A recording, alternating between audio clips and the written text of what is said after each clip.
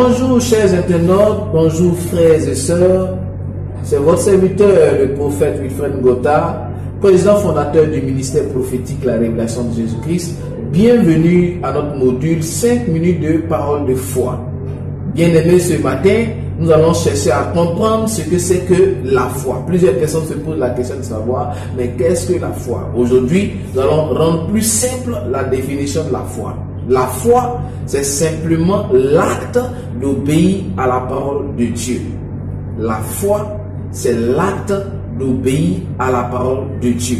Lorsque nous lisons Hébreux chapitre 11, verset 1, dans la version courante, la foi, c'est une façon de posséder les biens que tu espères.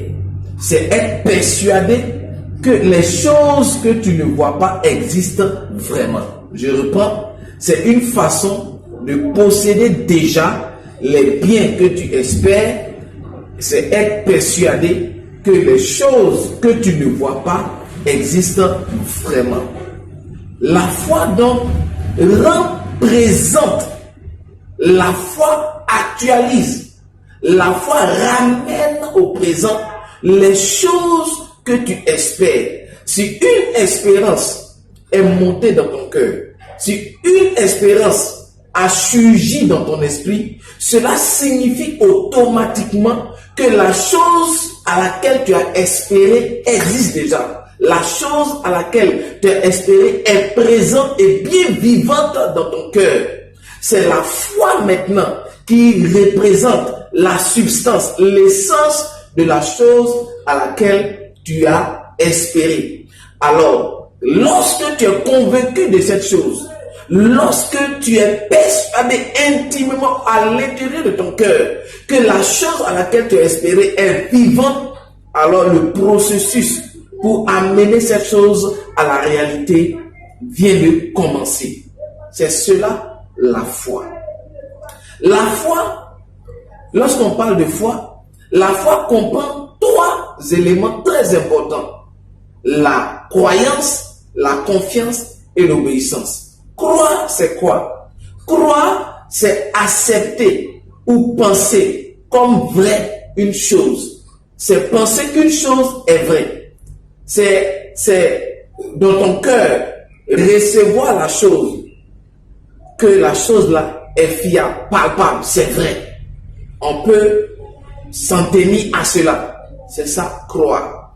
Alors, les définitions que je viens de vous donner signifient simplement que vous croyez en Dieu. Si tu espères quelque chose, si quelque chose naît dans ton cœur, une espérance par exemple qui naît dans ton cœur, cela signifie obligatoirement que tu crois en Dieu. Parce que croire en Dieu, c'est tout ce que je viens d'expliquer. C'est accepter que la parole que Dieu t'a donnée est vraie, auquel tu dois obéir.